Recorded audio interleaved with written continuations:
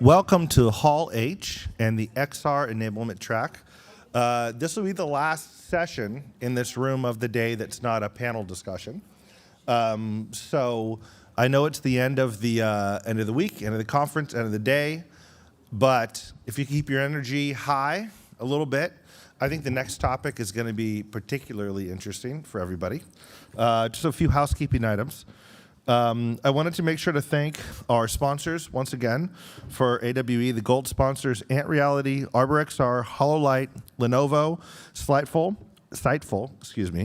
Zapper, and the titanium sponsors, Magic Leap, Niantic, Qualcomm, Snap AR, and XReal. Just ready? Okay, perfect. So I would like to, oh my goodness, my slide changed.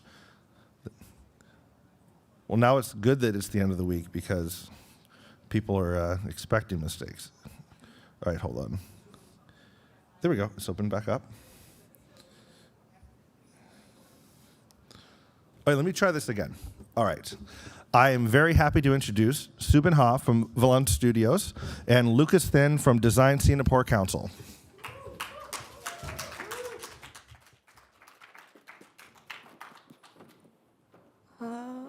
Can I talk now? Oh yeah, okay.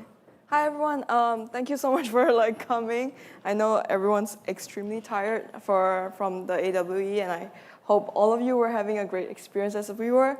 So today's talk is gonna be something short, and we're gonna be talking about this new approach of designing where it's called technology-centered research, and how we used it to create our MIT Reality Hack project, which was for designing an emotionally engaging XR experience. So I'll start with introducing myself. I'm Lucas. So I'm a Scholar Associate of Design Singapore Council, and joining with me is Subin Ha from Team BenVision and Valence Studio. Yep. So I'll start with giving a context of what the project was before talking about the methodology that we're going to be talking about today. So BenVision it was in the startup finalist pitch yesterday, but the concept of BenVision that we came up with was to use object detection model to translate object properties into sound properties, essentially translating landscapes into soundscapes. So if you look at the current imagery right now, I want you to really look at it and try to think of what you feel when you're looking at an image like this. What BenVision does is that it uses camera vision to basically detect each individual objects on what it is in the scene in your field of view, and then assign each of them audio source so that they will play a certain type of music or sound. And that sound, when you see all of them playing at once, is what creates the soundscape. So this is an example. This is the soundscape that you will hear when you are looking at this particular scene, where there is the plant, the remote control, the table, and the wall. And I want all of you to really take in the soundscape and in an emotional way, use your heart to basically hear. So that's an example.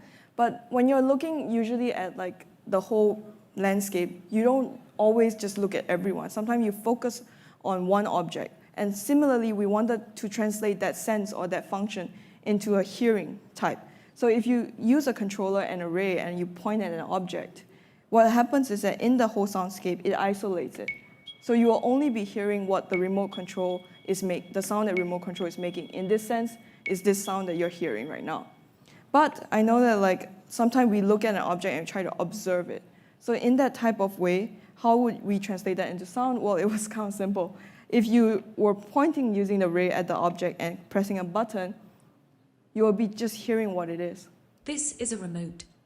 So essentially, we're trying to get people to learn something like echolocation, where the soundscape is also providing both functionality as well as emotional experience.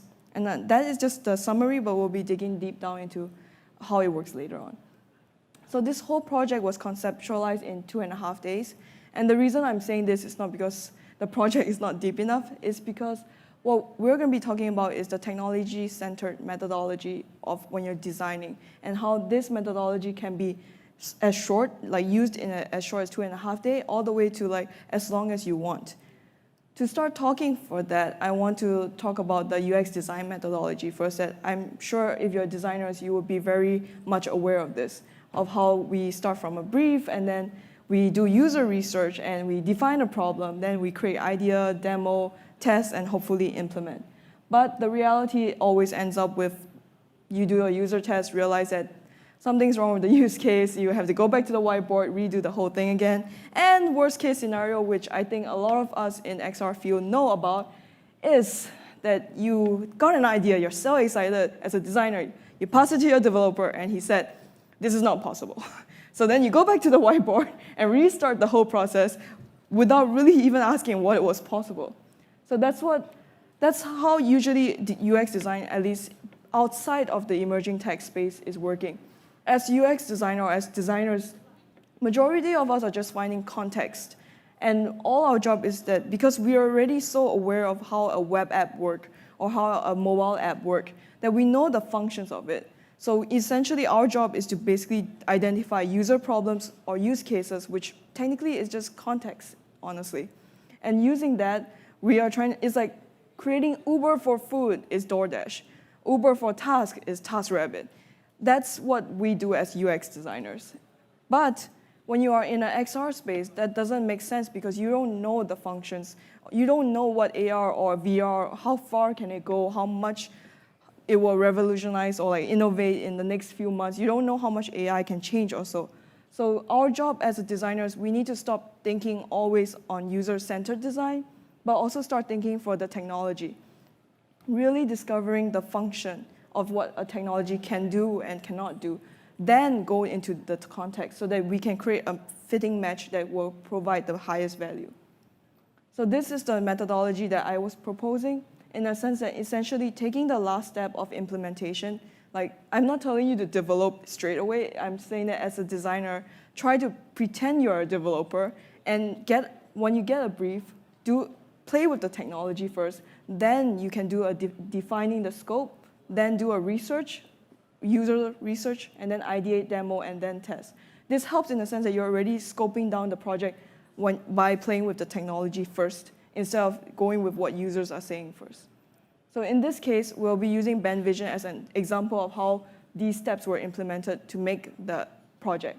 The step one was, well, we got the brief from our teammate who was a developer who said that, hey, I want to use object detection model to assist vision-impaired users. And from this brief itself, I already know that, well, I have to use, this is the technology I'm using, and these are the users I'm targeting. But the next step with the implement was, okay, let's prototype with the object detection. What can object detection do? What data can it give me?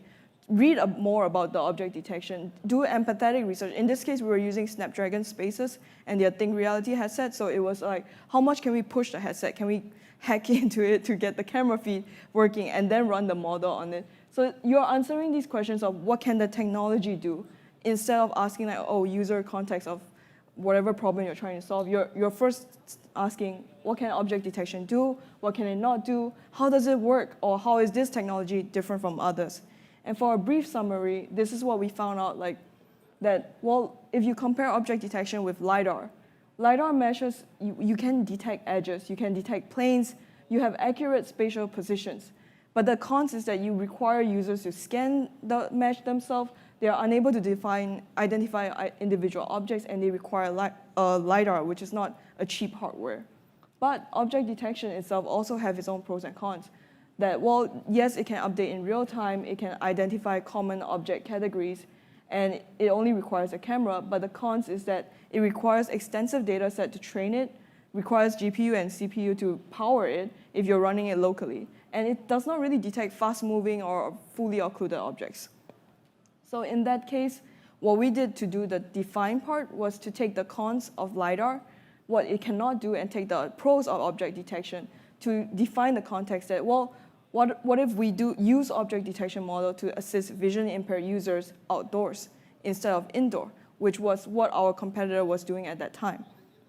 So now that I'm more defined in it, it was easier for a designer to go deeper in terms of user research by asking, well, then why do we go outdoors? And I think this is something important for me to emphasize in a sense that I didn't ask, why do people who are vision impaired go outdoors? It was, why do we as humans go outdoors? And this is where you can do your user interview, user research, all of those stuff. But the answer was simple, like, we go outdoor for navigating from one place to another. However, internally, we go outdoor also to enjoy the beauty of outdoors. A lot of us pay a lot to get a great view in a hotel, to travel, to see the things that we don't see before, not because we want to navigate to it, but rather we just want to see it because it's beautiful. And I wanted to share a personal story of mine on why this beauty and emotions that humans are all interconnected by sharing a story of my mom. So my mom is physically disabled, and she had polio since birth. So one of her legs are smaller than the other. What this results in is that since young, she told me that one thing that she really wanted to do was that she wanted to wear a skirt because other girls around her were all wearing skirts. But then she never felt that she could because her legs wouldn't look beautiful. And this wasn't a functional need. If you do a user research, you would never know about this. This was an emotional need of every human being wanting to be beautiful, wanting to see beauty. And hence, it's the same thing with Van Gogh painting this. He wasn't painting what he saw, he was painting what he felt. And I think that is an important thing to remember when we're designing for accessibility. So if you look at the quote, it says that in every man's heart, there is a secret nerve that answers to the vibrations of beauty. And that's where we felt that BenVision as a project was different. So this is where I wanted to talk about accessible design. That accessible design is not just functional, it's also emotional. It's not about ensuring the ability is accessible, but also that the entire experience of being a free human being is accessible to them. And that includes the ups and downs and the beauty of life. So to do so, we ended up using sound, because sound conveys a lot of emotion characteristic, but it also conveys a lot of things that sight gives. You can tell if a sound feels heavy, you can tell if a sound is happy, a sound is sad. It conveys a lot of information. And this is where Subin will take over, since she's the audio designer, to talk about how we designed the sound. Thank you, Lucas. Thank you, Lucas. Can you all hear me? Okay, nice. I may not able to speak as fast as Lucas, but I'll try my best. So before deep diving into the sound design in BenVision, let's talk about how us human beings perceive the world around us.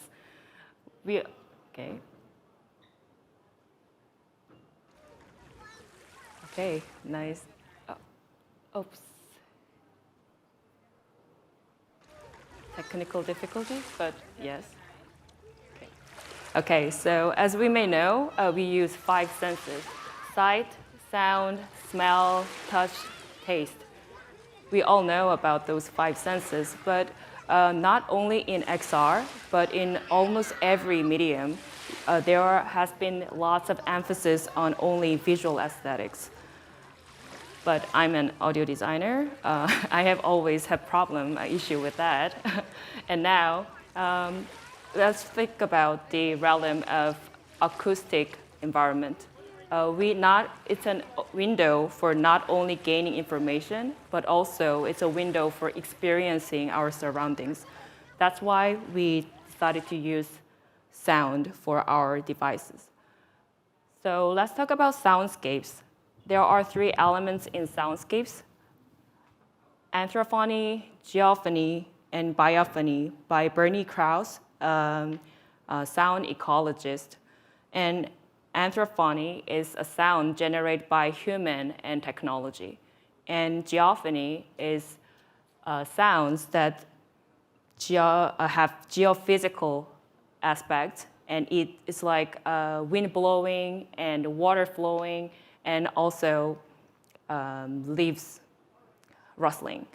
And what about biophony? As you may assume by this name, biophony is biophysical sound, which you can get from dog and bird chirping.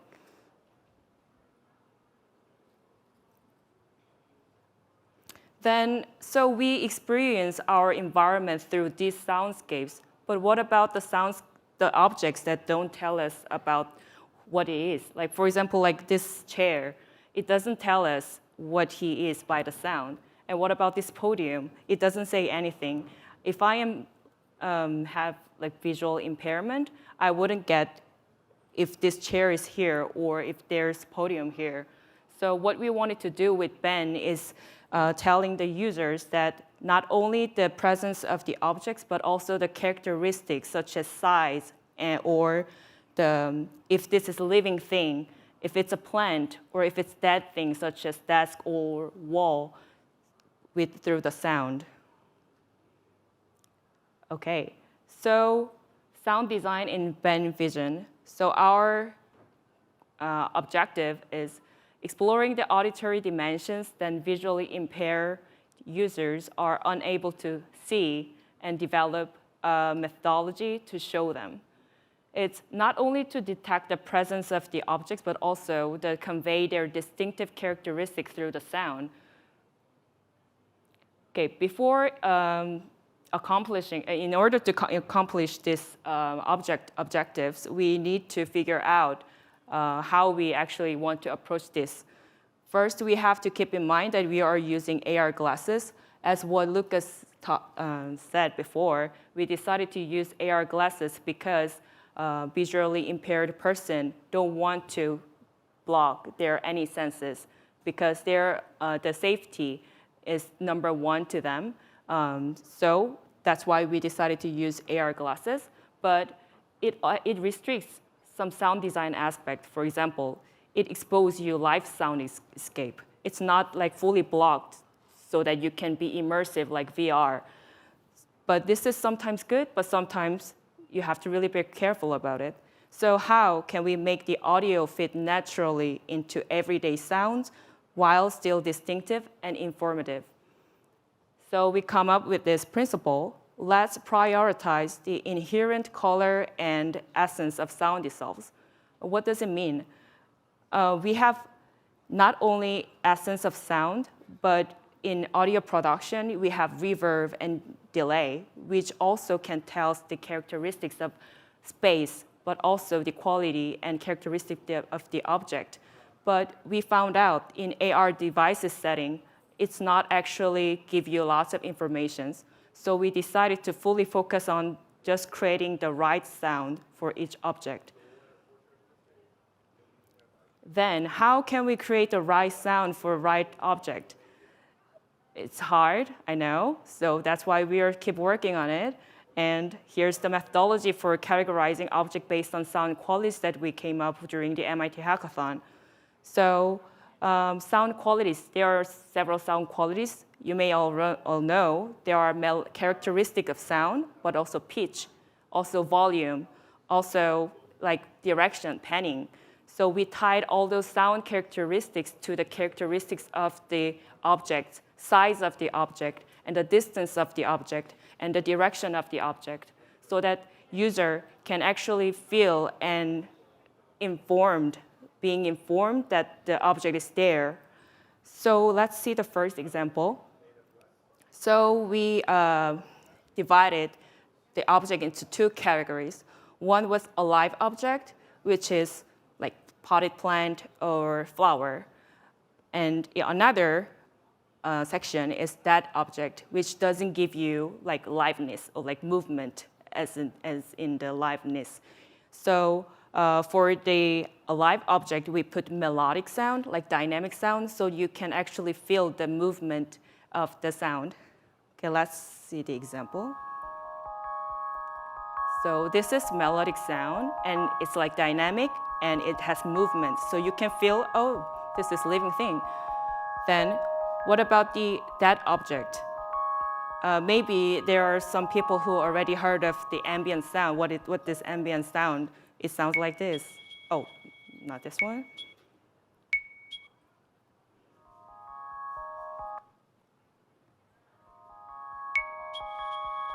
Okay, I will tell you once the ambient sound plays.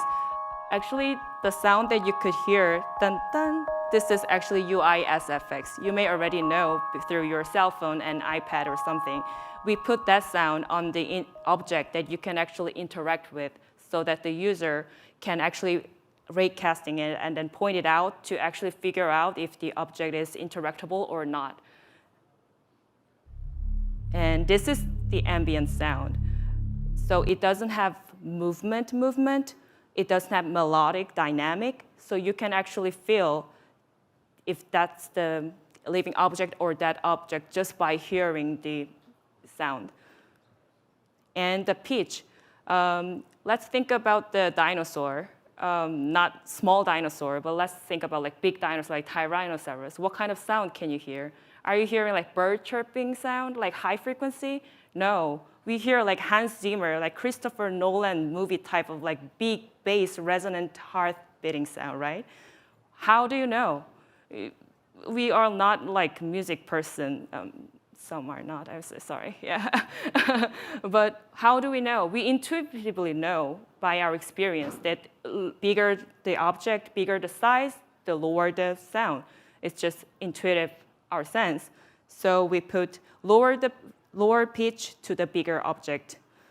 And then, of course, the volume, distance using attenuation. If you far away from the object, the sound got faded away. And if you approach the object, you can hear the sound really clearly. And 3D spatial audio panning, we have seen it in lots of movies and films, of course. Okay, so we talked about before the production. We devised all the methodology, and we categorized each object, and we decided what kind of sound characters we will use. And now, how we do sound production. For this BenVision sound production, I actually approached in reverse way of what we normally do in audio production for film and games.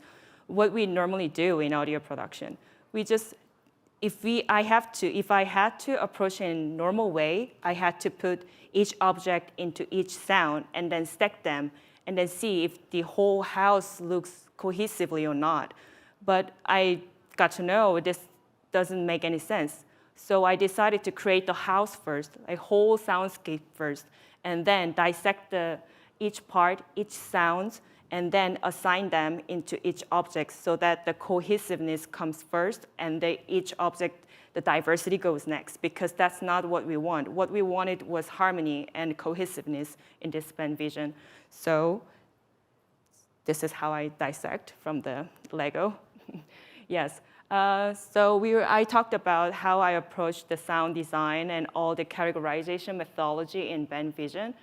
And I'll let Lucas continue the presentation. Yeah, so thank you, Subin. So basically, after we get the sound library and the audio library, we mix it with the features that I showed you, the 3 basic features of just being able to experience the whole soundscape, experiencing one object, knowing the information what that object is, hoping that every time someone wearing BenVision goes to a different environment, they will hear a different soundscape that is representative of how you would feel as someone who is sighted of when you enter a busy room like this or a desert.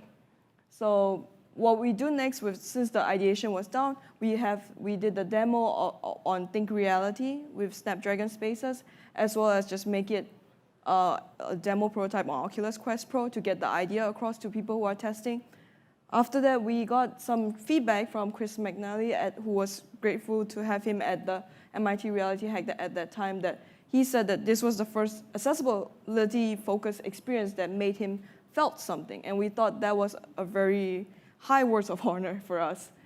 So if you have 2 things to take away from this talk, let it be this. As designers, please treat technology as a medium to explore and be creative with. Please look at technology as if it's clay or wood if you're a ceramic or a woodworker. Know its limitations and opportunities and explore and be creative with it, especially if it's AR, VR, and AI. Take into account that when you're designing, it's not just the functionality, it's not just the end goal that matters, but it's also how a person feels. The emotional experience when you're designing for accessibility is very, very important for people who are living day to day with disabilities. Thank you for that, for listening. Thank you.